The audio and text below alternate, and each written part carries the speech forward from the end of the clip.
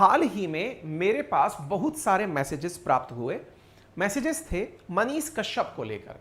मनीष कश्यप जो कि एक यूट्यूबर हैं, बिहार से बिलोंग करते हैं। हाल ही में इनकी गिरफ्तारी हुई है। गिरफ्तारी के संदर्भ में जो भी जानकारियां मार्केट में अवेलेबल हैं उन्हें संकलित करके कि आफ्टर ऑल मनीष कश्यप का मामला है क्या, वो मैं आपसे डिस्कस करने जा रहा हूं। चल क्या रहा है, मतलब ये असल में हो क्या रहा है, किस कारण से जहां तहां देखो ट्विटर पर भी मनीष कश्यप ट्रेंड कर रहे हैं, हमारे कमेंट बॉक्स में भी मनीष कश्यप ट्रेंड कर रहे हैं। तो इस मसले को, क्योंकि सब जानना चाहते हैं कि आफ्टर ऑल मामला क्या है, चलिए इस मामले को आपको बताने का प्रयास करते हैं। जानकारी जानना इसलिए जरूरी है क्योंकि अल्टीमेटली गवर्नेंस इन सब में जुड़ी है।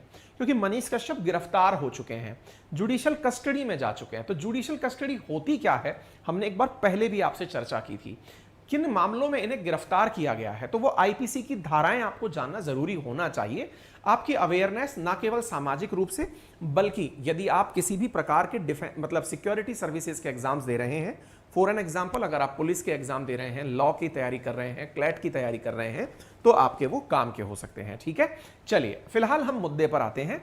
फिलहाल आप यहां पर द हिंदू की एक कटिंग देख रहे हैं। द हिंदू में लिखा है तमिलनाडु माइग्रेंट्स रो। कुछ याद आ रहा है? तमिलनाडु के अंदर जो बिहारी थे उनको लेकर के कुछ मामला हुआ था, जिस पर हमने वीडियो भी किया था, हम बताएंगे उसके बारे में भी आपको। Tamil Nadu migrants row, mastermind Manish Kashyap arrested, ये खबर आप यहां पर देख रहे हैं। Manish Kashyap Bihar YouTuber and journalist surrender in Tamil Nadu migrant attack fake news case. ये फेक न्यूज क्या है वो भी मैं आपको बताऊंगा। YouTuber Manish Kashyap sent to judicial custody till March 22 in fake videos case. आपने अभी कभी मतलब मुझे व्यवहारिक रूप से नोटिस किया हो तो मैं बार बार एक क्लेम करते हुए पाया जाता हूं। कई बार आप में से सोचते होंगे पता नहीं सर क्यों इस तरह की बातें बोलते हैं। मैं एक क्लेम करता हुआ पाया जाता हूं कि मैं कोई संवाददाता नहीं हूं, मैं ना इन न्यूज को लिखने वाला हूं, मैं तो जो न्यूज चर्चा में चल रही हैं उन्हें संकलित करके कम समय में आप तक पेश करने का एक ऑरेटर हूं, एक यूट्यूबर हूं। आपने कई बार मुझे ये कहते हुए सुना होगा। मैं अपनी पेड क्लासेस में एक लाइन बोलता हूं, और वो कहां क्या बोलता हूं कि मैं राइटर नहीं हूं, मैंने बुक्स नहीं लिखी, मैंने पूरा कंटेंट कॉपी पेस्ट किया है। ये बात बोलने पर कुछ लोगों को लगता होगा अरे यार ये मास्टर कैसा है, फर्जी टाइप का आदमी है, इसको खुद को कुछ नहीं आता। वास्तविकता है मुझे खुद कुछ नहीं आता। ना तो मैं इतना बड़ा रिसर्चर हूं कि इतने सारे नॉलेजेस को लेकर आपको एक क्लास में देने आ जाऊं, ना मैं इतना बड़ा संवाददाता हूं कि दुनिया भर में माइक लेकर घूमूं और आपको वहां की खबरें लाकर दे दूं। मैं केवल इतना सा काम करता हूं YouTube पर कि देश और दुनिया की जो सुर्खियां बन चुकी हैं उन्हें आप तक अपनी भाषा में आसान संप्रेषण में समझाने का प्रयास करता हूं। इतना सा काम होता है। पढ़ने पढ़ाने में भी यही काम होता है। किताबें जो दुनिया भर में बहुत बड़े बड़े राइटर्स ने या एनसीईआरटी ने लिख दी हैं उनमें से पढ़ के आपको पढ़ाता हूं। ना तो मैं वहां कमिट करता कि ये नॉलेज मेरा है, ना मैं सूचनाओं में क्रेडिट लेता कभी। तभी तो हमारा शायद ही कोई ऐसा सेशन होगा जिसमें हमने कभी किसी अखबार को क्रेडिट ना दिया हो। हम अपने पहले ही न्यूज के सेशन की शुरुआत में ही बताने का प्रयास करते हैं कि इस खबर में यहां इस अखबार में यह जानकारी लिखी है। कारण है जिस क्षेत्र में आप नहीं हैं उसके बारे में आप नहीं जानते। कुछ मनीष कश्यप मामले में भी ऐसा ही बताया जा रहा है।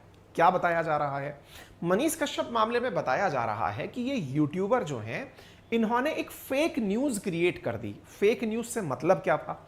विचार करिए कि मैं आप तक कोई घटना सुनाऊं और घटना सुनाते समय यह कह दूं कि ये मैं लाइव यहां से आपको दे रहा हूं।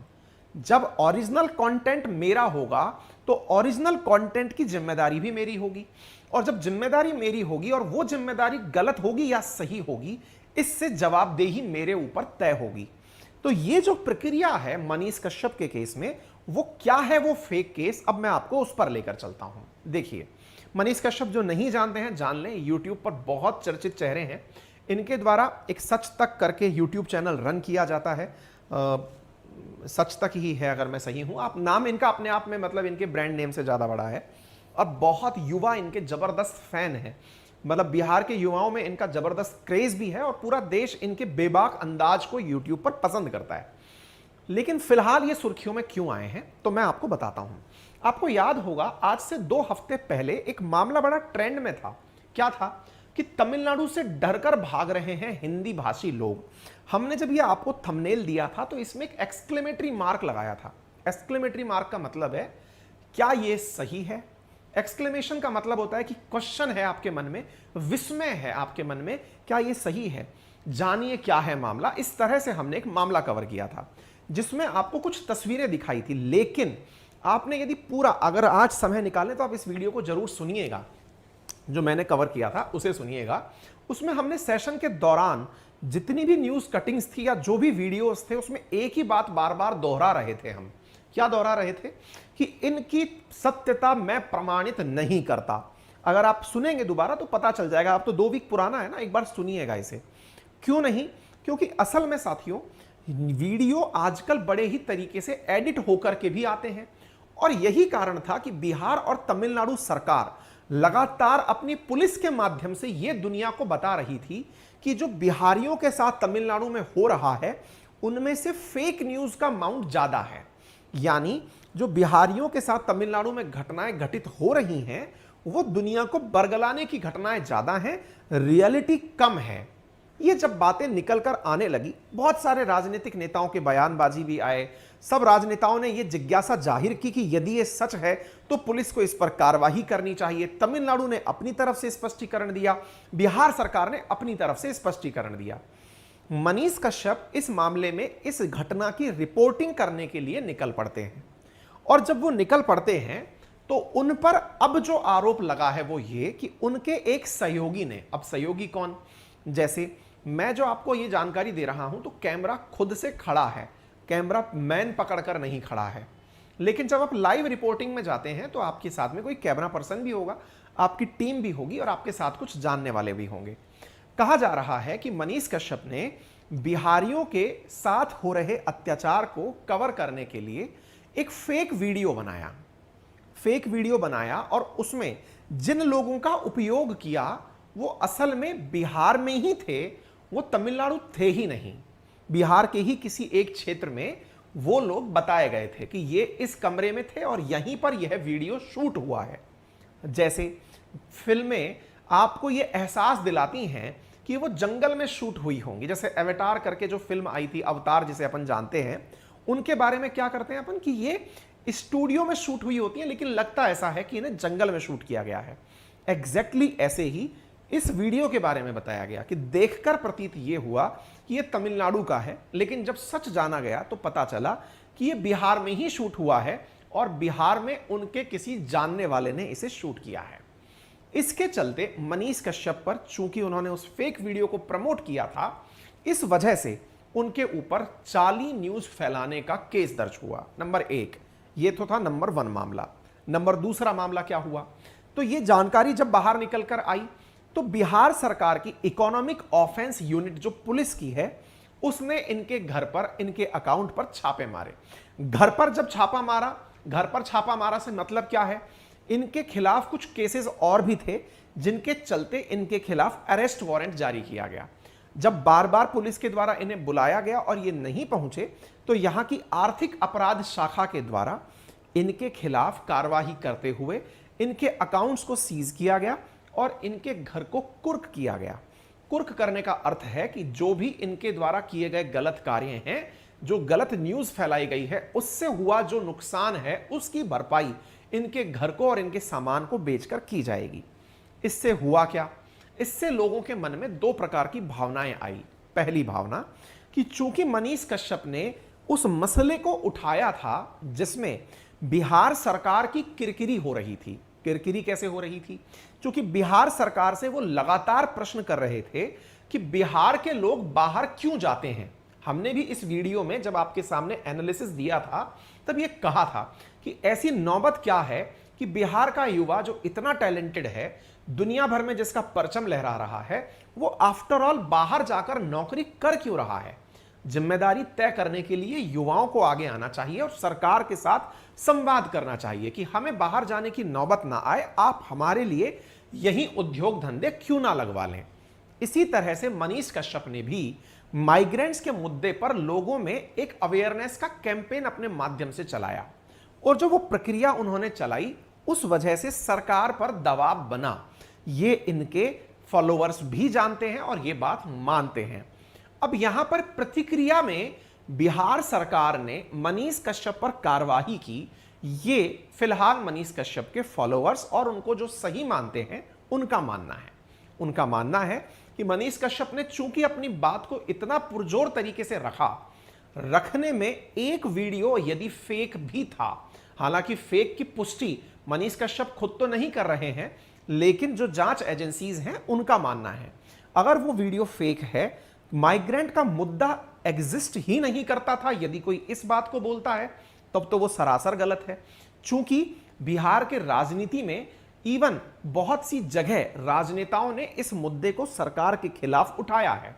जो वर्तमान सत्तारूढ़ पार्टी है, जिसमें लालू प्रसाद जी की पार्टी और नीतीश कुमार जी की पार्टी सत्ता में है, उनसे लोगों ने खूब प्रश्न किए हैं कि यदि माइग्रेंट्स के साथ ऐसा हो रहा है तो क्यों हो रहा है, और नहीं हो रहा है तो ये सारी फेक न्यूज हैं, इन्हें क्लियर करिए। सरकार ने वही किया। बिहार सरकार ने या बिहार पुलिस ने यह बताने का प्रयास किया कि यह खबर फेक थी जो मनीष कश्यप द्वारा वीडियो बनाकर प्रेषित की गई थी। हालांकि बहुत से इंटरव्यूज थे, बहुत से लोगों के वीडियोस थे, लेकिन एक वीडियो के आधार पर मनीष कश्यप को फिलहाल के लिए अरेस्ट वारंट जारी करके उनके सामान को कुर्क करने की कार्रवाई कर दी गई। जिससे हुआ क्या? जिससे हुआ ये कि एक प्रकार से मैसेज मनीष कश्यप के विरोध में चला गया कि भाई मनीष कश्यप जो है वो इस प्रकार से काम कर रहे हैं। एक और चीज यहां पर निकल कर आती है और वो क्या है, ये जब पुलिस इनकी गिरफ्तारी के प्रयास में थी तो पुलिस इनकी गिरफ्तारी के प्रयास में थी, निरंतर प्रयास हो रहे थे और निरंतर प्रयासों में ये पुलिस की गिरफ्त में नहीं आ रहे थे। ऐसी स्थिति में किसी एक व्यक्ति ने इनके नाम से एक फैन पेज बनाकर यह दर्शाने का प्रयास किया कि मेरी गिरफ्तारी हो चुकी है। मैं आपको एक तस्वीर दिखाऊंगा जिसके बाद भी इशू बना है, वो ये रहा। मनीष कश्यप नाम से एक ट्विटर हैंडल है जो कि फिलहाल ट्विटर ने ही बैन कर दिया है। फेक चैनल जो है वो डिक्लेयर किया गया इसे, जिसमें खबर प्रकाशित होती है, मतलब ट्विटर पर पोस्ट की जाती है। मनीष कश्यप अपने हाथ में हथकड़ी लगाए हुए दिखाई देते हैं और यहां पर पोस्ट करने वाला कहता है कि बिहार वासियों के लिए मैं जेल जा रहा हूं। तो ये जो इनकी तस्वीर आती है, इस तस्वीर से फिर से एक प्रश्न खड़ा होता है, क्या कि मनीष कश्यप को गिरफ्तार कर लिया गया है। इससे उनके चाहने वालों में एक आक्रोश का भाव पैदा होता है। आक्रोश का भाव पैदा होता है, पब्लिक सेंटिमेंट प्रवाहित होते हैं, ट्विटर पर मनीष कश्यप ट्रेंड करने लगता है, लेकिन वास्तविकता में तब तक इन्हें गिरफ्तार नहीं किया गया था। तो पुलिस ने इस पेज के माध्यम से फेक न्यूज फैलाने के लिए, यानी पहला फेक न्यूज वीडियो वाला था जो कि खुद मनीष कश्यप ने नहीं बनाया था, उनके सहयोगी ने बनाया था, ऐसा मनीष कश्यप और उनके जानने वाले बोल रहे हैं। वहीं दूसरा, जिस पेज से यह जानकारी दी गई कि वो गिरफ्तार हो चुके हैं, यह पेज भी मनीष कश्यप का नहीं था, यह भी किसी इनके जानने वाले या चाहने वाले का था। जैसे आज अगर मैं YouTube पर हूं तो मेरे नाम से कम 1000 YouTube चैनल चल रहे हैं या फिर सोशल मीडिया अकाउंट्स चल रहे हैं। टेलीग्राम पर ना जाने कितनों ने अंकित अवस्थी नाम से टेलीग्राम चैनल बना रखे हैं। ट्विटर पर अभी कल मैंने एक कम्युनिटी पोस्ट किया था जिसमें मैंने ये बताया था कि हमारे नाम से कुछ लोगों से पैसे मांग रहे हैं कि साहब मुझे पैसों की जरूरत है, इतने पैसे दे दीजिए। तो जो भी सोशल मीडिया पर चहेते लोग हैं उनके नाम से कुछ फेक न्यूज वाले चैनल्स भी बन जाते हैं, लोग उनके हिसाब से अपना नाम रखकर चैनल चला लेते हैं। मनीष कश्यप की ये जो तस्वीर है असल में ये 2019 की है। 2019 के एक मामले में इनको गिरफ्तार 2019 में किया गया था। उस तस्वीर को इनके चाहने वाले ने पेस्ट करके न्यूज बटोरने के हिसाब से यह दिखा दिया कि ये गिरफ्तार हो गए हैं। फिर क्या परिणाम निकला? परिणाम यह निकला कि पुलिस ने इस मामले में भी इन्हीं के खिलाफ केस दर्ज कर लिया है। कुल मिलाकर के यहां पर अब राजनीति गरमा रही है। राजनीति क्यों गरमा रही है? अब इनके खिलाफ पुलिस जिस तत्परता से कार्रवाई कर रही है, एक और इंटरेस्टिंग वाकया यहां क्या हो रहा है, इनकी कार्रवाइयों पर जो मीडिया रिपोर्टिंग है या इन पर जो कार्रवाइयां हो रही हैं उन पर जो मीडिया रिपोर्टिंग है, उसे देखकर भी ऐसा लगता है कि मीडिया भी मनीष कश्यप के मामले में मतलब थोड़ी सी डायलेमा में ही है कि वो इनके पक्ष में इनका पक्ष रख रही है कि पुलिस का पक्ष रख रही है। क्यों? क्योंकि असल में इन्होंने अपना जो पत्रकारिता का काम शुरू किया, लोगों के मौके पर जाकर चीजों को सीधा ग्राउंड से रिपोर्ट करने का जो इन्होंने प्रयास किया, उससे बहुत सारे पत्रकारों में भी बेचैनी थी। पत्रकारों ने यहां तक सरकार से डिमांड की है कि ऐसे यूट्यूबर्स जो कि बिना किसी पत्रकारिता के कोर्स किए पत्रकारिता कर रहे हैं या जहां तहां अपना चैनल लेकर बैठ जा रहे हैं, आजकल हर दूसरा यूट्यूबर या फिर कोई यूट्यूब पर ही, जैसे अभी फिलहाल रवीश कुमार जी खुद पत्रकार होने के नाते यूट्यूब पर आ गए, अजीत अंजुम जी जो हैं वो यूट्यूब पर आ गए, और भी बहुत सारे पत्रकार जो पत्रकारी पेशे से थे वो भी यूट्यूब पर हैं, और बहुत सारे यूट्यूबर खुद पत्रकार बनकर इस समय इस पेशे में हैं। तो कुछ पत्रकार तो ये तक डिमांड कर रहे हैं कि यूट्यूबर्स को इस तरह की वीडियोस बनाने की इजाजत ही ना दी जाए। कौन सी? जो न्यूज कलेक्ट करने की या पत्रकारिता दर्शाने की।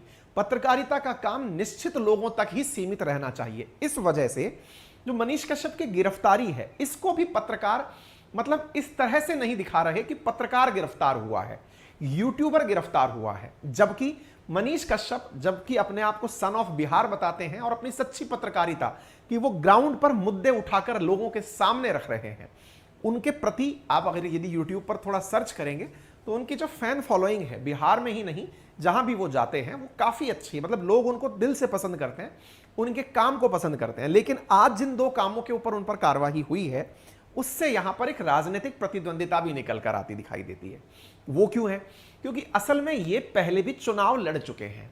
चुनाव लड़ चुके हैं तो अभी फिर से ये चुनाव लड़ने वाले हैं, ऐसे कयास लगाए जा रहे हैं। ऐसा कयास क्यों?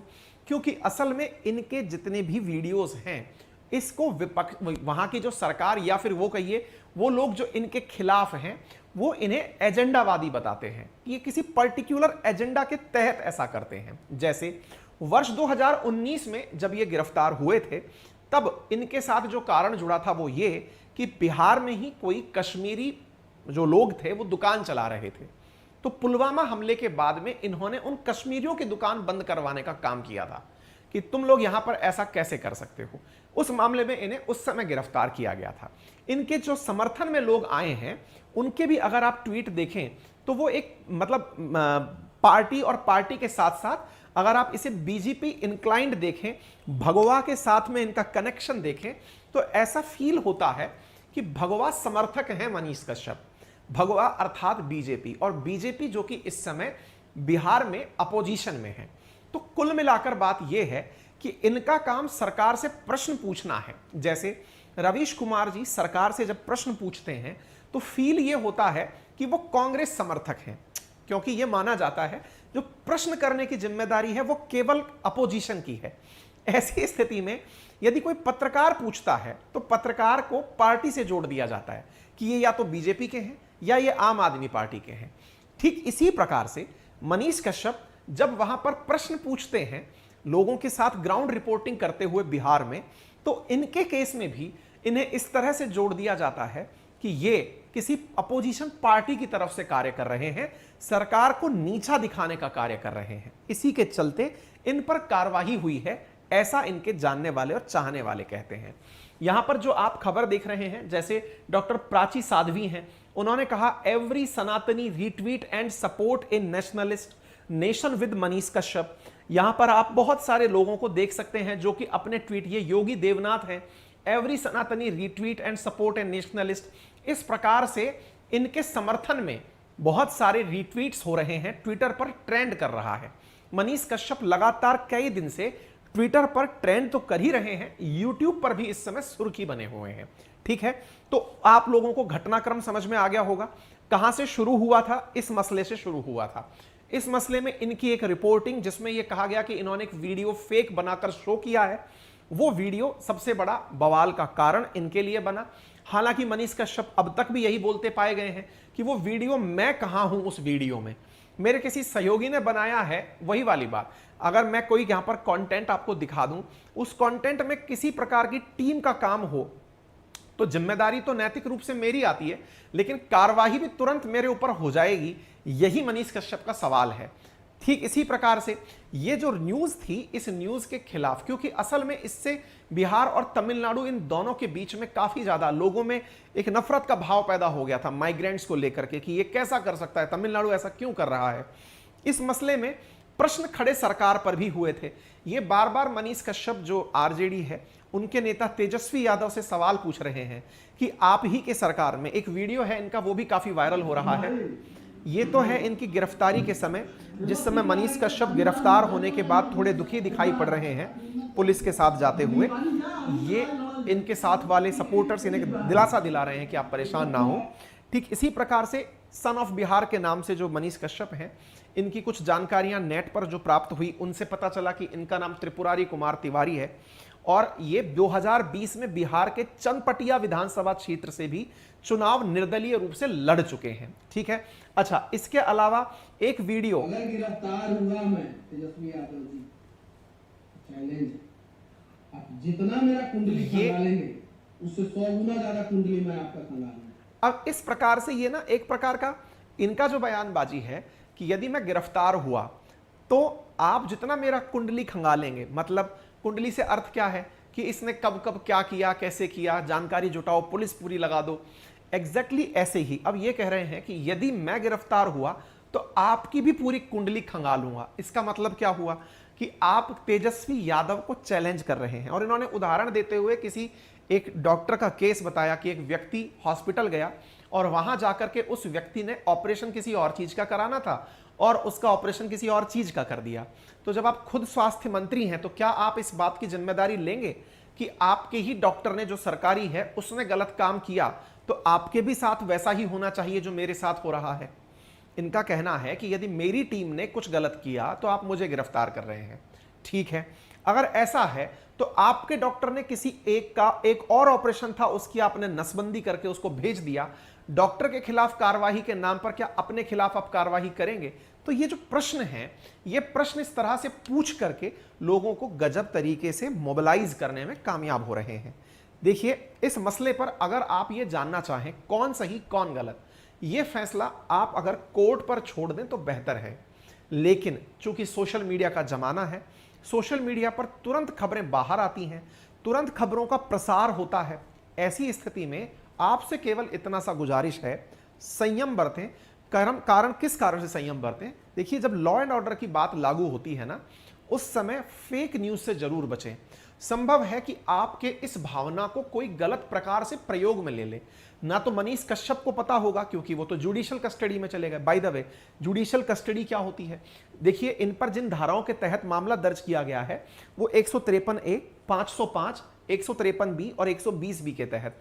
153A promoting enmity between different group on ground of religion, race, place of birth, resident, जो कि इन्होंने एक तरह से बिहार और तमिलनाडु के बीच किया, ऐसा पुलिस का मानना है। Section 505 statement conducting public mischief, इनकी वजह से, क्योंकि दूसरा इन्होंने क्या किया, जैसा इनके ऊपर आरोप है कि इन्होंने ऐसी घटना कर दी कि बिहार के लोगों को लगा कि ये गिरफ्तार हो गए हैं, जबकि वो इनके किसी जानने वाले ने, जो इनको चाहने वाला था। जैसे मेरे बारे में कोई पोस्ट कल डाल दिया था, जो मैंने कम्युनिटी पोस्ट पे डाला है कि मुझे 15,000 रुपए की जरूरत है। आप लोगों का पहले ही इतना प्यार मिल रहा है कि 15,000 क्या, वो तो मेरे को सुपर थैंक्स में लोग भेज दे रहे हैं, लेकिन कोई मेरे नाम से पैसा मांग रहा है, कल को पुलिस मुझे धरने आ जाए कि आप कितने पैसे मांगे। एग्जैक्टली कुछ ऐसा इनके साथ हुआ है। अगेन वो ये कह रहे हैं कि ये पेज मेरा नहीं है, लेकिन इन्होंने लोगों के साथ गलत न्यूज फैलाई, ऐसा आरोप इनके ऊपर तय हुआ है। तीसरा 153B इंप्यूटेशन, असर्शन, प्रीजुडिस और नेशनल इंटीग्रेशन, और section 120B punishment of criminal conspiracy, आपराधिक कृत्य करने का कार्य किया है। हालांकि इन सभी केसों के अंदर मतलब जो भी प्रावधान है वो प्रावधान के अधीन जाकर के चीजें जाएंगी, लेकिन ये चीजें अब शांत होने वाली प्रतीत नहीं हो रही हैं। मतलब अल्टीमेटली बिहार अब चुनावी राज्य है, चुनावी साल है, तो अब एक तरीके से ये चीजें और ज्यादा आगे बढ़ेंगी। और इन सब के अंदर मेरी आपसे गुजारिश इतनी रहेगी कि चूंकि मनीष कश्यप जुडिशियल कस्टडी में है, और जुडिशियल कस्टडी में जब कोई व्यक्ति होता है तो उसके पास सूचना का कोई सोर्स नहीं है, वो इस समय जेल में है। तो ऐसी स्थिति में गुजारिश आप सबसे ये है कि कोई भी ना फेक न्यूज पर आप रिएक्ट ना करें, कोई भी ऐसा मिसकंडक्ट क्रिएट ना कर दें जो आपके लिए नुकसानदायक हो। अर्थात जब भी कोई व्यक्ति, जैसे अभी आप सोचिए कि इनके ऊपर किस आधार पर केस कब दर्ज किया गया है कि आपके किसी चाहने वाले ने यह बता दिया कि आप गिरफ्तार हो गए, जबकि आप गिरफ्तार नहीं हुए थे। दूसरा, आप गिरफ्तार होने से बचते फिर रहे थे। कुर्की का जब आदेश आया, आपका घर का जब सामान जब्त होने लगा, तब जाकर आप आए। देखिए, सीधी सी बात इतनी है कि अगर कोई भी ऐसा कंडक्ट होता है, क्या कंडक्ट, कि कोई भी इनके नाम से फिर एक फर्जी न्यूज़ फैला दे, कुछ भी जिससे कि भावनाएं भड़क उठें, इनके चाहने वाले अचानक कुछ विद्रोह कर दें, आप उन चीज़ों से फिलहाल बचना। क्यों बचना? गुजारिश इसलिए है क्योंकि जब भी कुछ ऐसी चीज़ें होती हैं तो जो सामाजिक उपद्रवी तत्व हैं वो आपको भड़काने का काम करेंगे, आपके बीच में अस्थिरता लाने का कार्य करेंगे, समाज को तोड़ने का कार्य करेंगे, इस तरह का भाव उठाएंगे कि इसका फायदा कैसे उठाया जाए। आपका जो भी प्यार है मनीष कश्यप के प्रति उसको किसी दूसरी दिशा में कैसे बदला जाए, या आपकी जो नफरत है मनीष कश्यप के प्रति उसे दूसरी दिशा में कैसे बदला जाए। आपसे गुजारिश ये रहेगी, एक तरफ से पुलिस के जो ओरिजिनल ट्विटर हैंडल से खबरें आ रही हैं आप उन्हें देखें, और जब खुद मनीष कश्यप जमानत पर बाहर आ जाएंगे तब आप उनकी बातें सुन लें। इस बीच में अगर कोई भी खबर कैसे भी बाहर आती है उस पर आप कोई प्रतिक्रिया ना दें। पता चले कि आपका भविष्य खामखा नप गया। क्यों नप गया? क्योंकि किसी भी उपद्रव में पुलिस ने आपको गिरफ्तार किया, कुछ धाराएं लग गई, आप अंदर चले गए, जीवन पर्यंत फिर आप सरकारी नौकरियों के लिए भी लायक नहीं बचेंगे, है ना। तो थोड़ा भावनाओं पर कंट्रोल करें और कंट्रोल करके चीज़ों को केवल ध्यान से देखें आप, है ना। ये मेरे हिसाब से आपके लिए ठीक रहेगा। जो तस्वीर है वो असल में 2019 के मामले की है जो आपके सामने बाहर आ रही है, ठीक है। अपनी पाठशाला जो कि हमारा RNA बाय अंकित अवस्थी चैनल हुआ करता था, अब उसका नाम हो चुका है अपनी पाठशाला। तो फिलहाल आपका स्वागत भी अपनी पाठशाला पर ही चल रहा है। आप सबसे गुजारिश है कि अपने सभी साथियों को ज़्यादा से ज़्यादा इस सेशन के अंदर पार्टिसिपेट करवाएं, ठीक है। अपना एप्लीकेशन भी प्ले स्टोर पर अब अपनी पाठशाला के नाम से आ चुका है। आप उसमें भी अपने कोर्सेज अगर लेना चाहते हैं तो ज़रूर लें। मेरा कोर्स पेड क्लोज के अंदर उपलब्ध है। 1999 रुपीज़ में आपको स्टेट PCS, SSC, रेलवे और डिफेंस की क्लासेस मिल रही हैं। अपनी पाठशाला पर हमारी अपनी नए बैचेज अप्रैल के प्रथम सप्ताह से शुरू हो रहे हैं। यदि आप चाहते हैं उन नए बैचेज में एनरोल होना तो अपने आप को अभी एनरोल कर लें। हिस्ट्री, ज्योग्राफी, पॉलिटी, इकोनॉमी नए बैच में एनरोल करने के लिए भी आप अभी से अपनी सीट रिजर्व करा सकते हैं। पूरी वैलिडिटी 1 साल की है। नए कोर्सेज का अनाउंसमेंट भी उसी क्रम में हो जाएगा। हमारा टेलीग्राम चैनल अंकित अवस्थी सर के नाम से वेरीफाइड है और एक GK बाय अंकित अवस्थी सर के नाम से भी है, ठीक है। उम्मीद है कि आप इस चीज़ को कर लेंगे। बाकी हमारे कॉल सेंटर पर लिस्ट लगातार बड़ी होती जा रही है। हमने आपसे कहा था कि हम आपकी सुविधा सहयोग के लिए कॉल सेंटर रखेंगे। अब आपके सामने इतने सारे नंबर हैं जिन पर आप सुबह 8 से शाम 8 बजे तक कॉल करके किसी भी प्रकार की क्वेरी के लिए कॉल कर सकते हैं, ठीक है। मेरे हिसाब से पर्याप्त है। पूरा कॉल सेंटर ही हमने आपके लिए बिठा दिया है। कोई भी डाउट आए तो आप प्लीज़ यहाँ पर डिस्कस कर लें कोर्स से संबंधित।